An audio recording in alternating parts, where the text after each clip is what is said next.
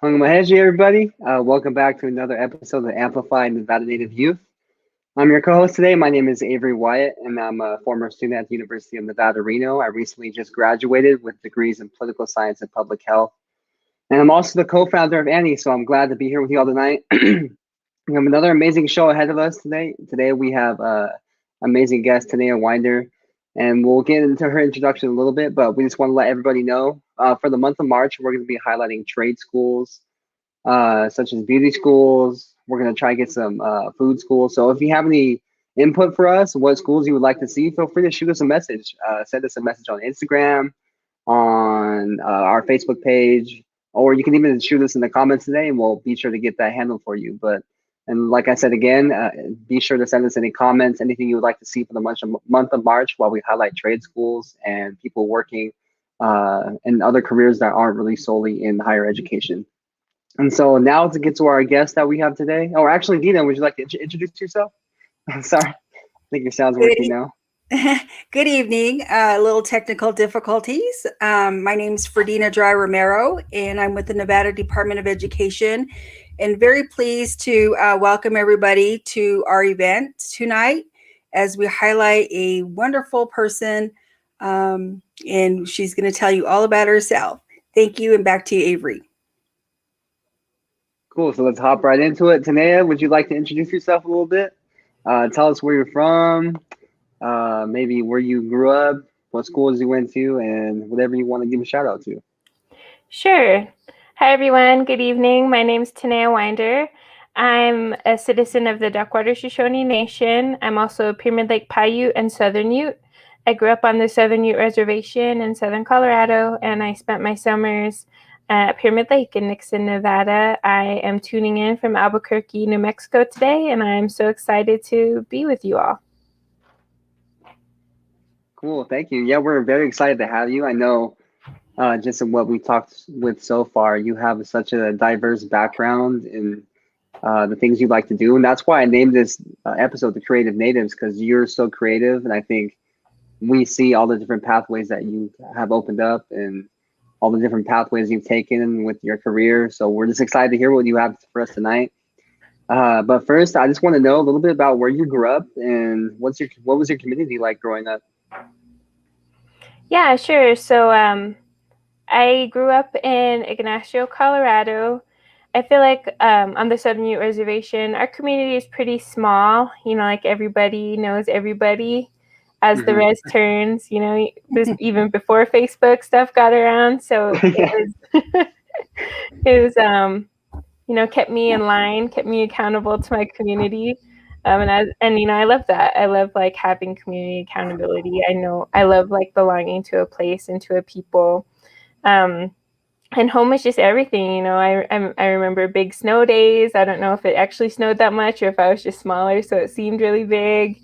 But I love you see the same people in the post office. There's no lines, like the grocery store. Like I always felt like it was just a really good community. I have a memory of one of my friends and I just gathering up all the change we had, and we were like walking to 7-Eleven, which was a big deal for us, and we went to like the grocery store and we're trying to see if we could buy any stuff from the bakery, and we're all counting and we're like, man, we're short like $2 or something. And this lady, she was just like, here you go. She's like, you could pay it forward someday when you're old. And I was just like, oh, that's awesome. Like the community takes care of each other. I feel like there was a lot for us back then too. Like the Indian education, they really had after school programs, tutoring. They took us on field trips, which was awesome because I felt like that kept me out of trouble, that kept me entertained. And our tribe's local like DJs and music people, they would help put on dances on the weekends. And I don't know if they do that anymore, but it was like a big to do when I was younger, like just going and like spending time there with my friends. Yeah, I know community is so important for Native people. I love this, like how you started. Yeah, we had Facebook going before Facebook was even a thing on our communities. And I think community is really what builds us. It really shapes us into our paths that we take in the future.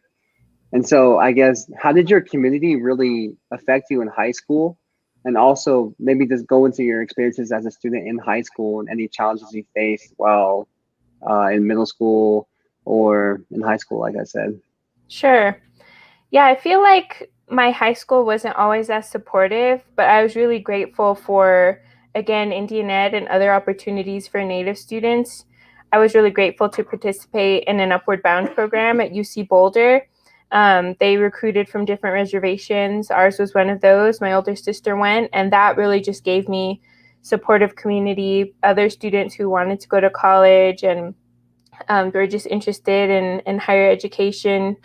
I feel like my high school wasn't as supportive, and I always like, I guess maybe pause sometimes when I have to talk about that, because I know they've made a lot of changes, and now they have AP classes and things like that. But back then, we didn't have those things, and sometimes it's the school, but sometimes it's the state and the legislation and things like they're pushing, like No Child Left Behind, and then you're just going for all these tests. And in high school, I can think my English class had us read one book.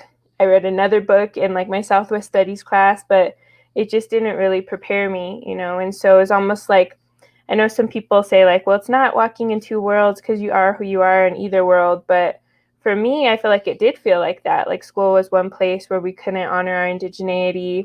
I remember my sister was running for class president, and that's right when smoke signals came out, and we had like the Frybird Power shirts, and so we were trying to put Frybird Power posters, like vote for Natani, and then we got in trouble by the school. They said we were being racist, like putting up those flyers. So it was hard to like be proud of who you were in school, and now, some of the schools I visit as an adult, like I see people smudging in schools, like the schools do. I just thought, wow, like what if we had had that? But the community in high school, I feel, was really supportive. Our tribe has different things like in Southern Ute, like they have like bear dance, they have different powwows, they have Southern Ute Fair. And I feel like it's always something like encouraged to go to those things, encouraged to like participate in culture and ceremony. So it was like nice to have that grounding and be supported by my community in that way. Wow, that's really awesome. I think I went to a bear dance in your area before. It was awesome. Awesome. We have to come again after all this is over. That's right. I really liked how you touched on having like an Indian education program in your area. And I listened to the TED Talk again last night in preparation for today, because I watched it, and it's always just, you're so amazing in that TED Talk, especially you talk about your experiences. And so if you haven't watched the TED Talk, everybody that's listening, please tune in. We put it on the Facebook page. It really kind of shows your steps to who you have become today. And that was what, 7 years ago or so? It was a little while ago. Yeah. So I'm sure you've done a lot since then as well. So we're excited to hear about that too tonight. Avery? Yeah, there's a lot that builds up to that too. I mean, just like hearing what you've gone through already and the experiences that you had in high school, to go from that to a TED Talk, I feel like it's almost, a lot of students don't see themselves in that position, especially when you're in high school as a Native student, when you're in a school that's a little bit unsupportive of your education. They don't really have as many resources as you would like. Just thinking about, okay, maybe one day I could do a TED Talk. Oh, maybe this like huge accomplishment is in my future. I think that's where we really want to bring you in, because I think you have an amazing story. You really showed that with all these difficult things that you experienced, that you can still persevere in the end and do huge things. And that kind of sort of brings us on to your college experience and how you got to college. So with your higher education, start off by describing how you sort of started in your applying process and what ultimately led you to go to Stanford for your undergrad. Yeah, so I feel like I owe a lot to my family for motivating me and inspiring me to go to college. And this like all relates to why I wanted to go to Stanford. Like I said, I would spend my summers out there in Nixon, and my mom would send us these packages, and there would be like workbooks in there. So I knew like my mom was going to ask how far I got along in these workbooks. So I would have to do reading and writing. I remember my grandpa making me do my times tables before I could go out and play. And of course, like, unless you really love math, but I did not, it's like, oh, why do I have to do this? But, I'm really grateful for that work ethic, for him teaching me, like, you have to put in some time, and even though it was hard, I'm glad like my family like kept me accountable in that way, because my grandpa is one of my main champions, like who wanted me to go to Stanford. And so I ended up applying to UNM because my sister was at UNM in Albuquerque. And it's so interesting too, just being a person who travels and stuff, because I'm such a homebody and like mom's girl. Like I hardly would ever leave. Like I probably would have never left the res when I was younger if it wasn't for like sports things or Indian ed activities. But and I applied to UC Boulder because I went there for that Upward Bound program. And I definitely am like one of those res bunnies. Like even now that like we have smartphones, like I don't like riding public transportation unless someone shows me what bus and stuff to get on first. Like I really learned by doing. So I had done the Upward Bound program at UC Boulder. So I applied there. I applied to UNR so I could be close to my grandparents. And then my two big reach schools were Yale and Stanford. And it was really hard, applying for those things because life happens. My mom always says, like, no one lives life unscathed. Like we all go through pain, we all go through trauma.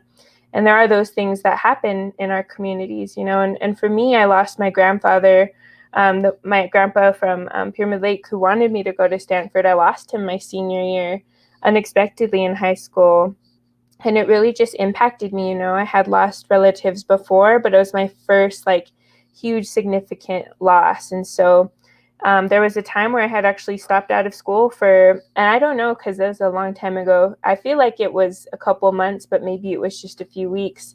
But I was so like grieving his loss. I thought, I don't want to go to college. I was working as a waitress at our tribe's casino. I thought I'll just stay here and like I'll live here, because like when you lose someone like that, it's hard to think about the future, especially when you're younger. Like for young people, like when you go through things like ending relationships or loss of people you love, like it's so hard to see like past that, and so I almost made like a really big mistake by not going back to school. But I just thought, I need to go back because I want to I didn't know I was going to get accepted to Stanford yet. I didn't fully know how things worked. Like, are they going to find out I dropped out, even though I had enough credits to graduate? So I kind of made my case to go back to high school. And I don't know why. Maybe it was because of like the Friar Power stuff. I'd hate to think it was like institutionalized racism, but they almost didn't want to let me come back. And this is like, I was the second in the class. I was going to be salutatorian, and they thought I couldn't get caught back up. And so this is like one key thing that's been important in my journey, in every single like story of like success, is having good relationships, being a good relative, having those good relations. Like I went to my high school counselor and told her my case, and she advocated on my behalf to the principal. Like if she can find one teacher who will let her in, like let her come back. And the only teacher who would let me back in was Mr. B, and he was teaching English. He was teaching spoken word. And I had never like thought about doing poetry. Like, even though like I speak and share, I still am inside that introvert, like shy and awkward. So I was like, how am I going to perform like poems? That's like our final to perform like in Durango in the town. But I thought like, if I'm going to get like closer to my mountain, if I'm going to get closer to my goal, like I have to cross this river, even if it's uncomfortable. And I wish I could say like I won that poetry slam and that's how I knew I was going to be a writer, but I didn't even make it to the next round. And that's what it's like. Okay, I don't have to be the best at everything. I don't have to win, but it's how it made me feel. Like poetry made me feel good, and I wanted to keep writing after that.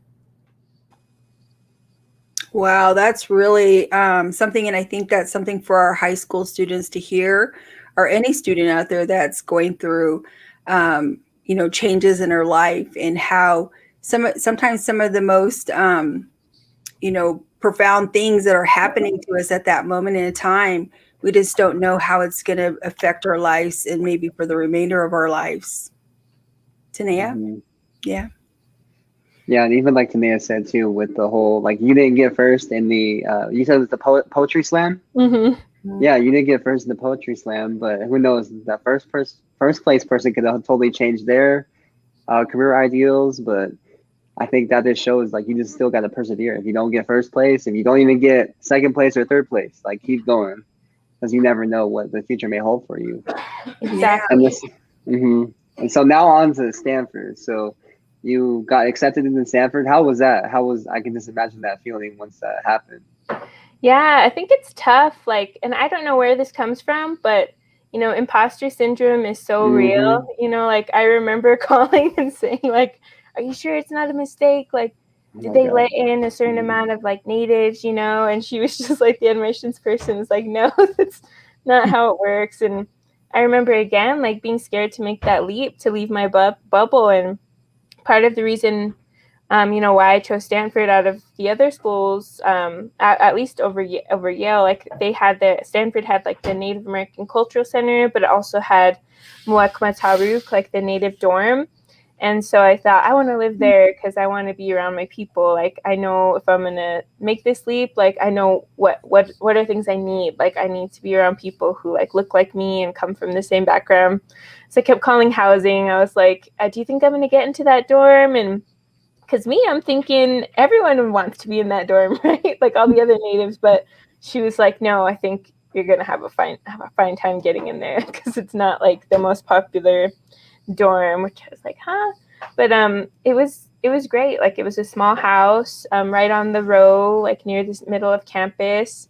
And that's where I made some of my really good friends who helped me get through Stanford. And that's like the thing you don't always realize. For me, my community is so small. You go to the same people from kindergarten all the way through like high school. Like everybody knows everybody. So leaving home, and I think I was one of 2 Colorado students who got accepted into Stanford that year. And you just have to like start anew, which is scary but fun. Like you can be who you like want to be. Like it's that next step to growth because they're not going to remember that one time like you fell down the stairs at like 6th grade graduation or something, like your community remembers those things. But when you go to college, like it's an opportunity to start new.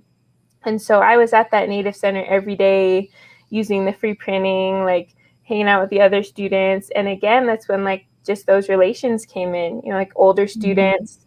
My one memory is me and a friend, we're up late studying in the Native Center, and we're just like, we need like an extra boost. And we both didn't have a car because you can't have a car as a freshman. And I was like, wish we could go get some donuts at this place called Happy Donuts. And this older native from Oklahoma, her name was Michelle, she said, well, you can take my car. Just make sure you bring me back something. And just that trust, that your people have sometimes. And so we went, we got our donuts, we got her donuts. And there's like little memories like that. Like I don't remember the classes as much. I just remember like my memories with the friends I made and just seeing all the awesome things they go on to do. It's really awesome. But it was hard, like I did think like I don't belong here. I remember times thinking I wasn't worthy, like again, because I didn't have like AP or IB classes. And in some of my first writing and reading classes, people had read all of the books in high school and they knew how to analyze them and talk about the books. And I remember calling home and saying like, I don't know how to read. Like I was because I put my little notes in the margin. I remember we read Frankenstein and I was all ready to talk about it. And then the first class, somebody was like, well, the trees represented the naturalization of the da-da-da era. And I was like, did I have those trees in my book? It's like, nobody taught me how to do this. Yeah. Can totally relate. Yeah, same, exactly. Especially with the imposter syndrome too. That I know that's actually been a theme, and we actually posted about it a couple weeks back too, because it's such a theme when students, especially Native students who come from, like ours are mainly rural reservations, so they have to go the hour just to get to a Walmart, or even hour plus just to get, some good food or anything like that. But just the fact that when you go from someplace like that to a place like that, I definitely understand why you would feel that imposter syndrome and almost want to ask like, hey, is this like the correct email? Did you send this to me on purpose? Like, I definitely understand how that imposter syndrome feels because I had it too, especially with grad school. And so at Stanford, it sounds like you had a pretty good Native community there, but What was the biggest challenge that you faced there, and how did you overcome it? Yeah, I would say just trying not to compare myself to other people. Sometimes it would seem like it would take me 3 hours to do what it would take my peers 1 hour to do, and so really just like buckling down. And I think like when you leave too, you realize like different mental health issues you might not have realized, like, oh, I have anxiety, like I didn't know that was a thing, like I have to discipline myself, um, like just really taking care of yourself and realizing how much you need that balance, especially for me, like, being able to grow up participating in ceremonies and then going to college and not having that, like finding ways to try to ground myself. And for me, I did struggle with drinking in college, and that was something that was hard, because I was, and this is no judgment to anybody, because to each their own, like it's your own life. But for me, my mom really raised us to believe it's not meant for our people. And so, um, being in college and in that environment and like engaging in those things and like having fun, but at the same time, like dealing with like the guilt I was feeling, and then realizing like the unhealthiness of it. And then the hardest part, I would say, was losing a friend to suicide. It really impacted all of our Indigenous community. Again, it was a time where I followed that same pattern. Like I stopped out of school for a few weeks. I was studying abroad. I came back. And then just, really learning how to like pivot, when things happen, like what do you do so that you can survive? And I think that was what Stanford taught me was those kind of survival skills. Like when I have to depend on myself, because there are times like, there are people in your corner, there are people that are supporting you, but when you're in that kind of like trauma space, you can't, it's almost like a veil, like you can't see on the other side who's supporting you, and you just have to really like dig deep and figure out, like, dig into your spirit and think like, okay, who am I, and like what am I doing? Definitely. That's deep. I mean, because and it's true. And it's good for people who are watching tonight and for students who are anticipating their college life, that, sometimes we have to ask for help.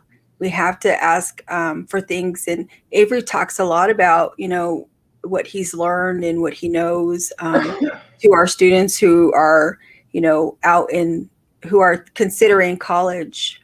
So I really appreciate that, Tanaya, for talking about that. Yeah, because you can never expect, like we still, while we're still getting our education, you can never, I mean, that doesn't make you free from anything else happening outside of just your education in general. Like life still happens. And so I think that's why it's important to reach out, like Dina just said, ask for help. And even the show, like Tanaya, I mean, you had those moments where you asked for help in school, where you reached out to your school counselor. I think that you just have to keep carrying that on through your educational career. If you're out there listening, always ask for help. If you need it, go to counseling. I mean, most education or most colleges do have free counseling for everybody. So seek out counseling, seek out anything that you can do to help yourself, because I know it'll greatly benefit you in the end.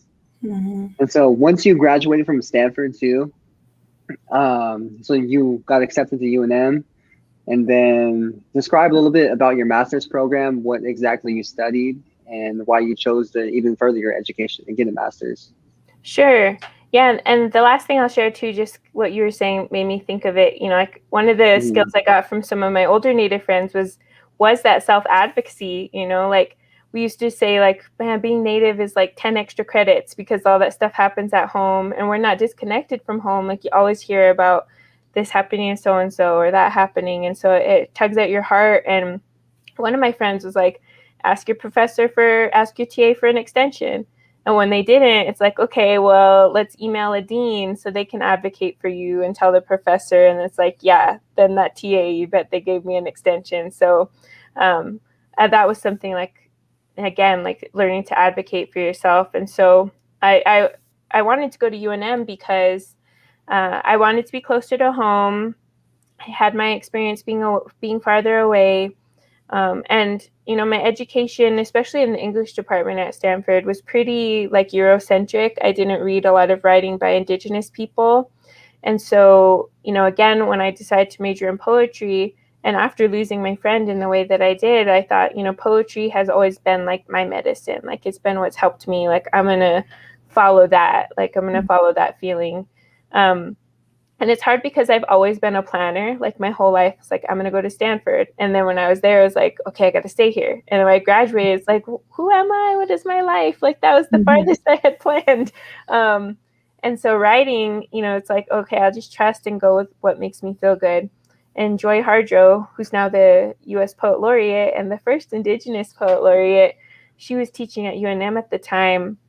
And she had come to visit Stanford for another class. And I was just so in awe of her, loved her work and her poetry. So I wanted to go to UNM to work with her. My sister was still working down there at the time. So I got an apartment with her. And grad school, it was an amazing experience, getting that time to write, getting that time to learn. Again, like stretching like wings again, like finding new friends, new connections.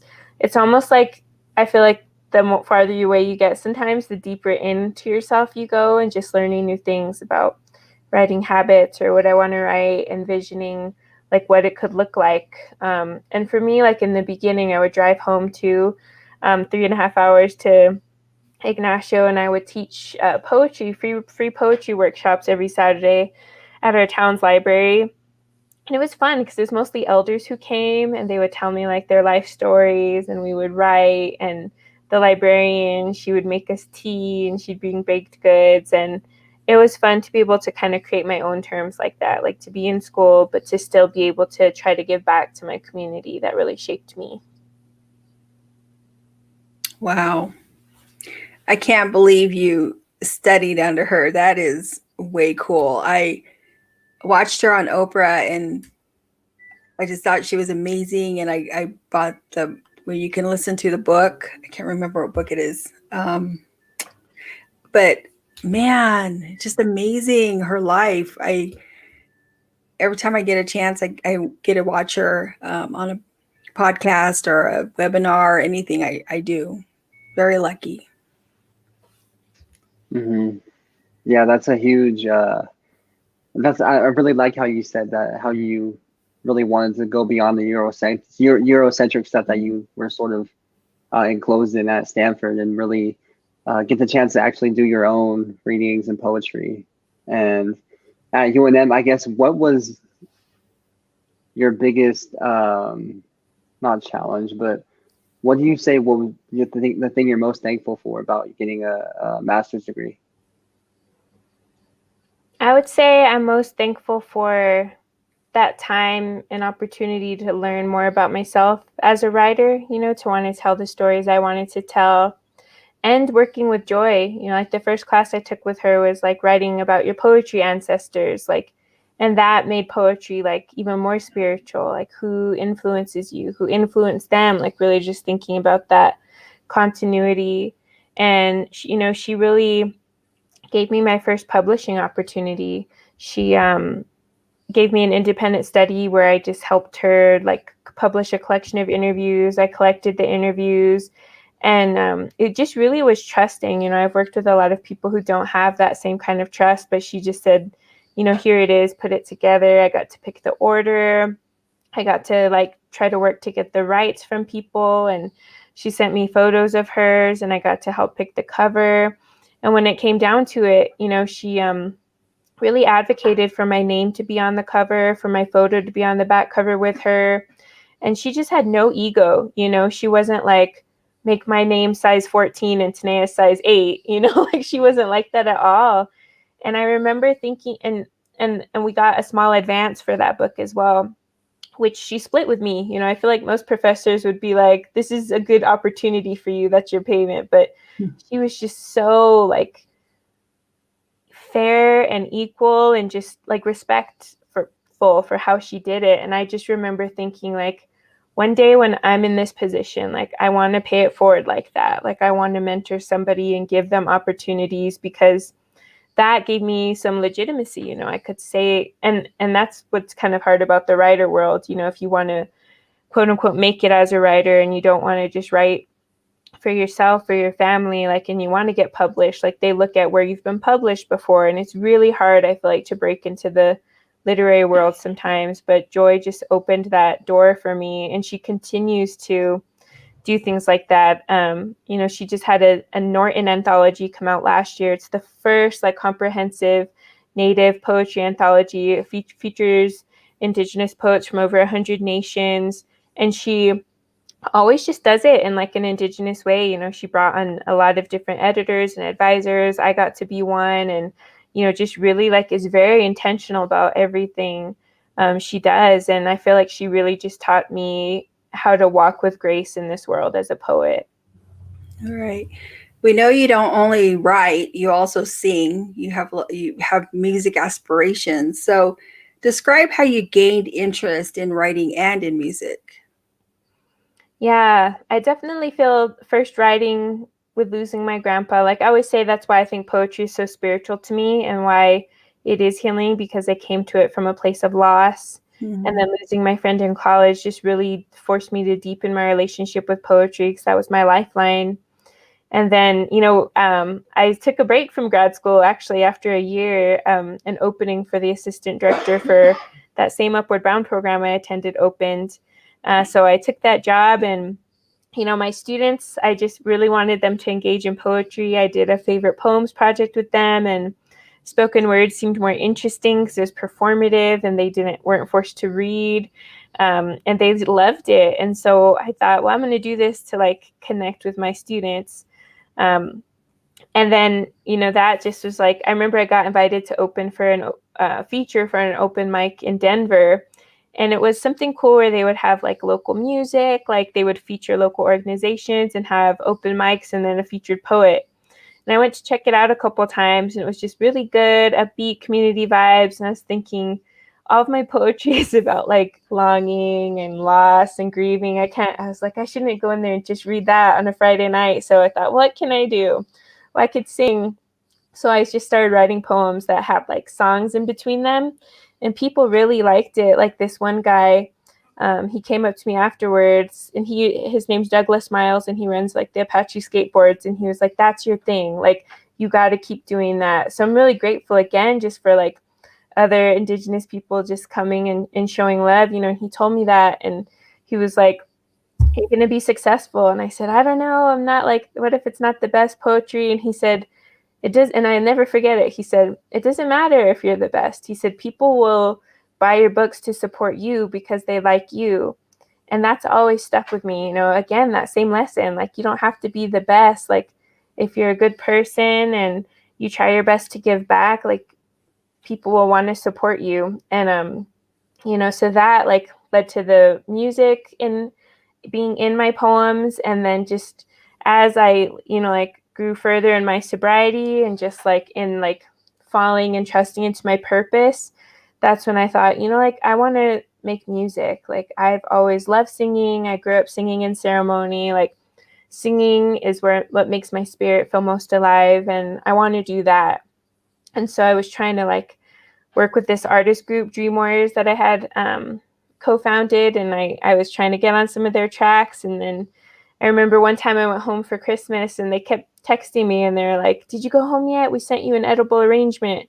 And I was like, what? These guys, like, I love my brothers, but they're not like send edible arrangements kind of guys. And I just kept like, every time I go home, sometimes I always postpone my trip. I'm like, nah, I'm going to be there in 3 days, in 4 days. And I was thinking that edible arrangement is probably rotted. And when I got home, they said, my friend who lives nearby, he has your edible arrangement, go get it. And when I went, it was a huge box. And I said, what's in there? And he said, you want me to tell you? I said, yeah. And it was a guitar. It was my first guitar that my Dream Warriors brothers, Tall Paul, Mike Jordan, and Frank Wallen got me my first guitar. And just, after that, I just started learning on YouTube, taking lessons, and that opened like the floodgates. And I love making music, and I'm working on my first album now.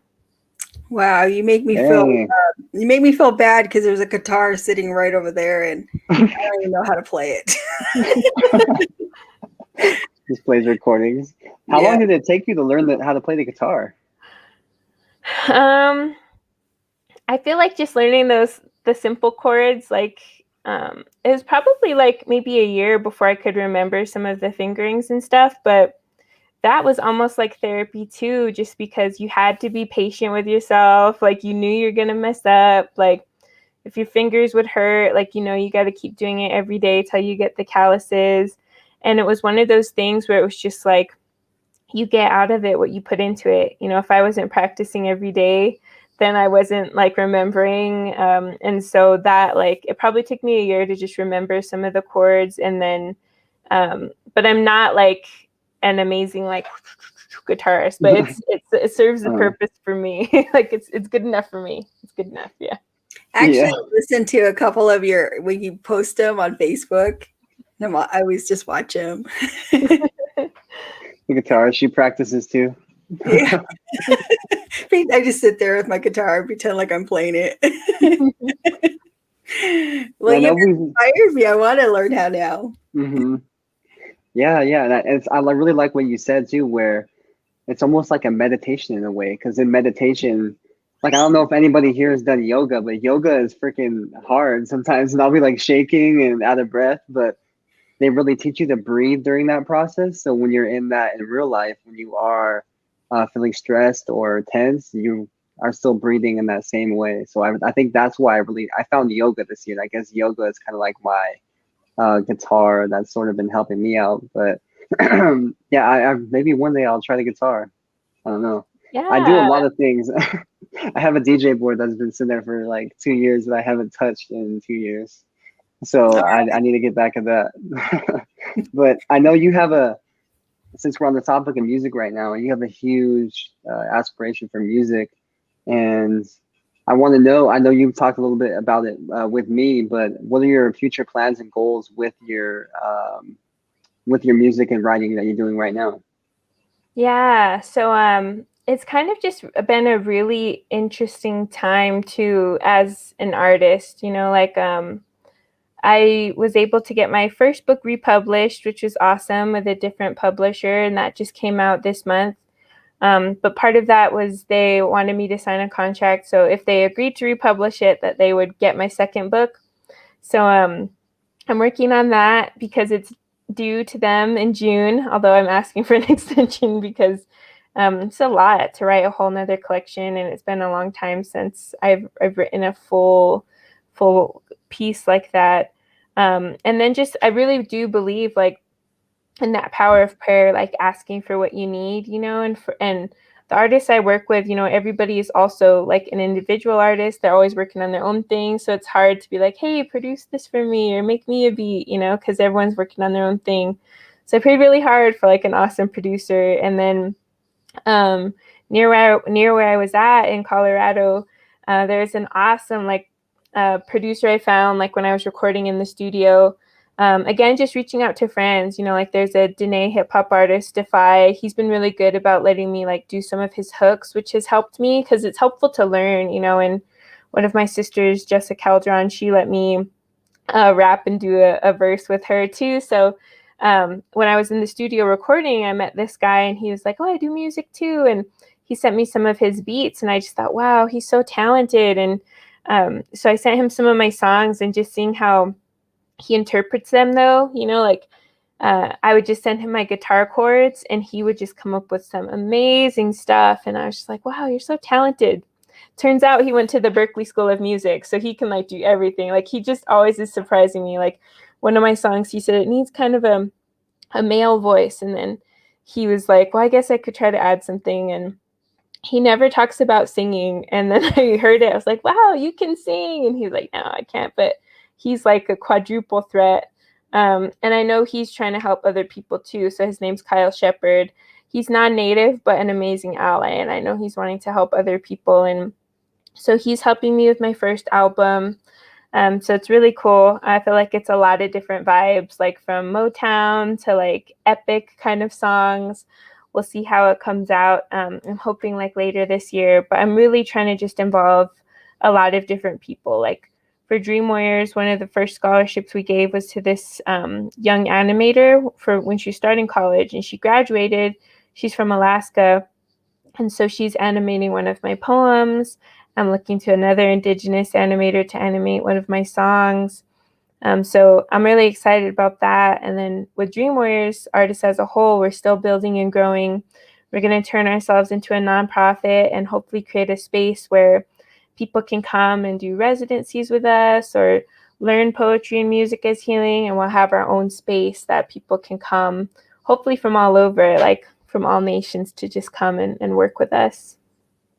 Wow. I kind of looked at the webpage when we had talked to you in December.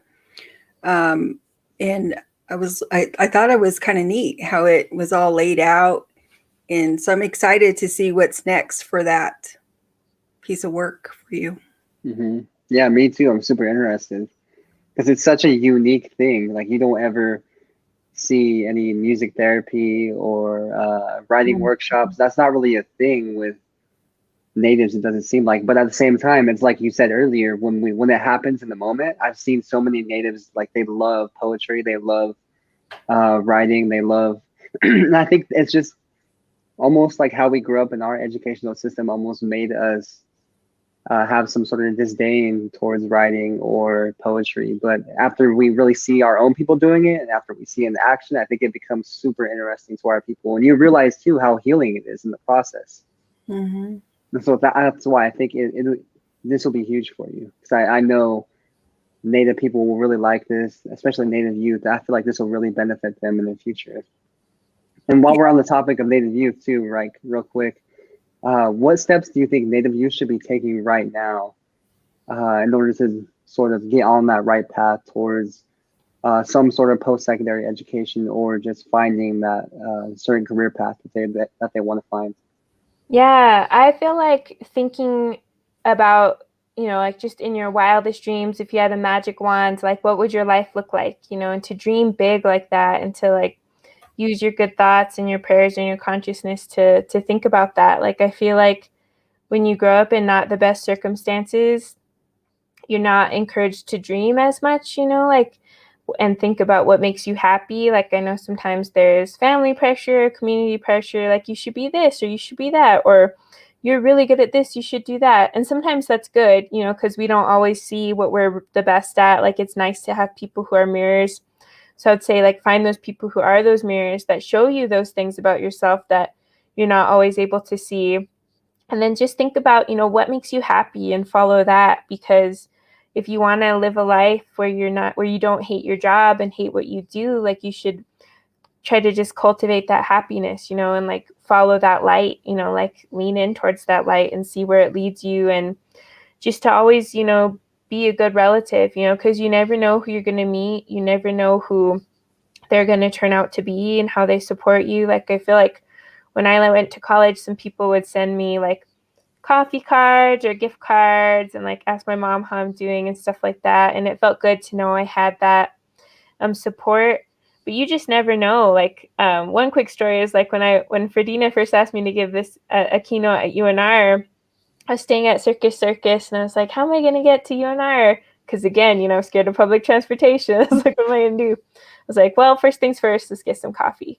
So I got my coffee and I see these other Native ladies. I'm like, I bet they're here for that conference. So I just said, hey, you guys here for this conference? And they said, yeah. And they gave me a ride and I talked to them in the car up there.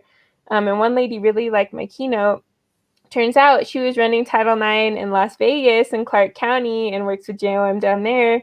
So she brought me down there a couple times and then got me to speak at the JOM conference a couple years ago.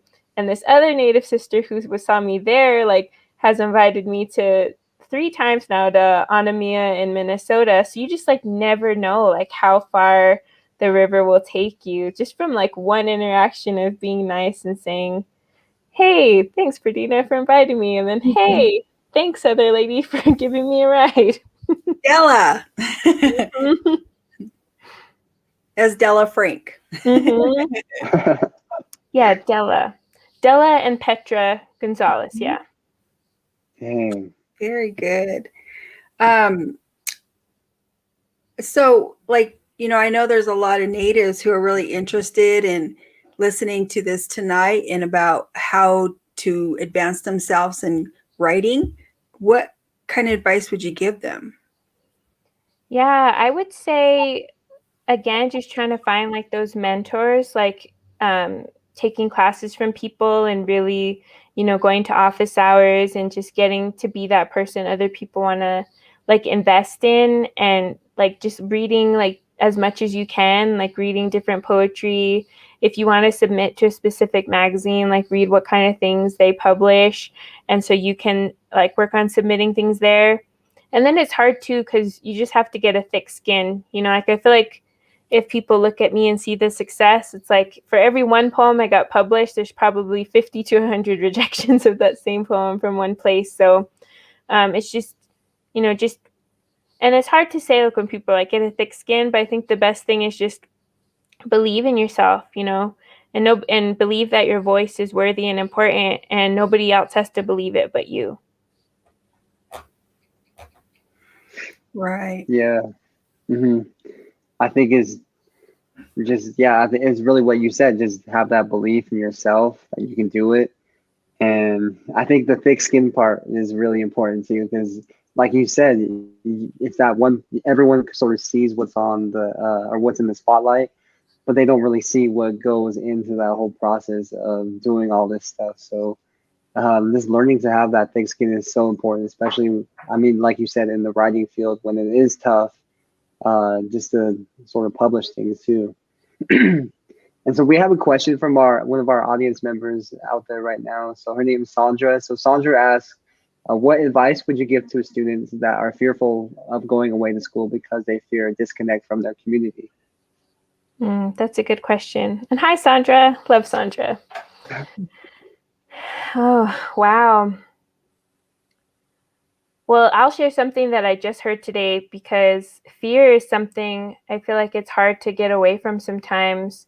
And so one thing I would say is just coming up with a plan about how to stay connected, little things, whether it's bringing your medicines, bringing some of your songs, like if it's on a CD or on or just like something you can listen to.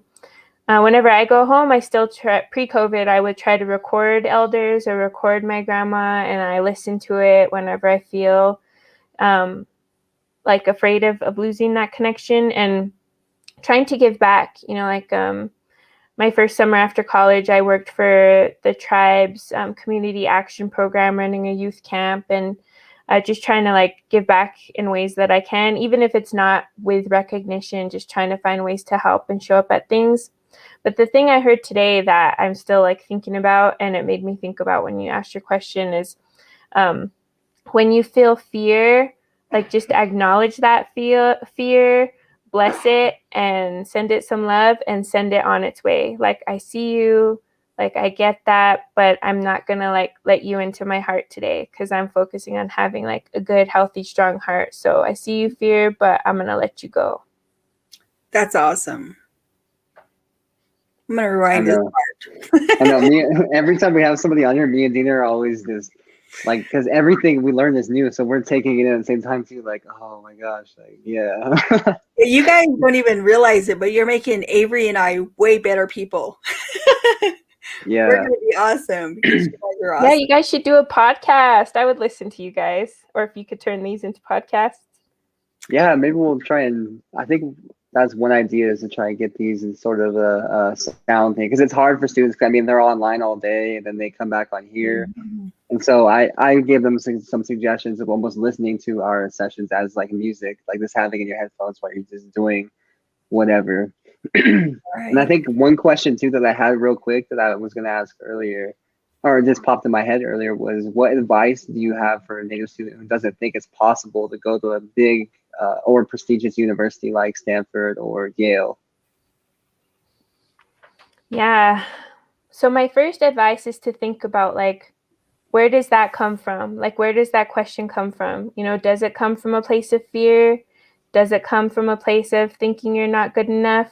Because then you have to just like tell yourself, like, no, like I am enough. I am worthy. Like I deserve good things, and I deserve to be happy.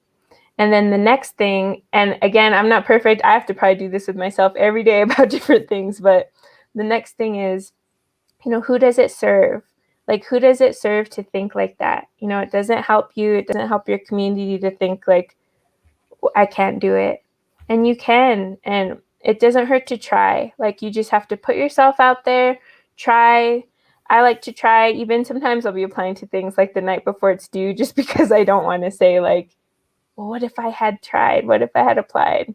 And sometimes that's not the best thing either, because it's like, stressing myself out, pushing those deadlines sometimes. But I would say my advice is to talk to other people, because it's good. Like, we don't always realize it, but there's so many people in your corner. Like, let people talk you up. Let people make you feel good about yourself. They're not lying or gassing you up. Like, they're speaking truth about who you are, and try to see yourself the way that those people see you, and ask for help. Like, ask people to edit your essays, ask people for recommendations. Like, I feel like the power of online being Indigenous is so strong. Like, there's always somebody, like Ferdina or Avery probably knows somebody who's an alumni of that school or works or teaches at that school that they could connect you with to like give you advice and insight.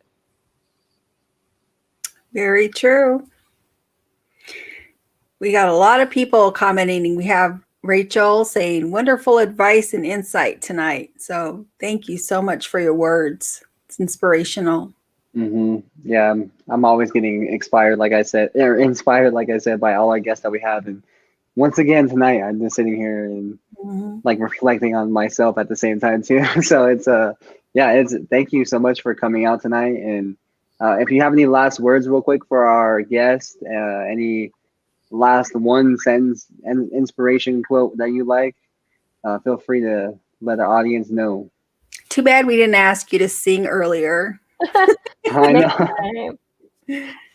One thing that one of my mentors keeps telling me that I keep trying to hold, she always says, if it's meant to be mine, it will be. Like, just to have that faith, like our ancestors are always around us, but they're watching us, but we got to ask them for help, like, help me, and just have that faith and that trust. Like, I'm going to apply for this, I'm going to do this, and if it's meant to be mine, it will be. Yep, everyone take that in. And yeah, that's going to end us for tonight. But thank you, Tanaya, for coming on here tonight and taking the time out of your day. I know it's late. I know we all got to eat dinner. I know we all got to almost go to bed. Some of us, our background guy, Kenrick, is about to go to bed. So yeah, thank you, Tanaya, for coming on again. And yeah, have a great day, everybody. Have a great night. And we have a quick question too. Where can we find your work and websites or links to help support you in your future goals or future work? Sure. So my Twitter and Instagram is just at Tanaya Winder, and my website is just www.tanayawinder.com. Cool. We'll put that. I'll put that in the comments after too, everybody, if you're out there, just so we can all reach out to Tanaya and support her work too. But yeah, like I said, everybody have a good night. Thanks again, Tanaya, for coming out. Thank you all. Yep. And so next week, for everybody out there, we are going to be highlighting trade schools, like I said, in the future for the month of March. So if you know anybody that would like to hop on who has been to a trade school, feel free to send us a message, and we'll get in contact with them, try to get some worked out. And yeah, thank you all for coming out again. We had another amazing show, and have a good night, everybody, and have a good weekend. Thank you. Good night.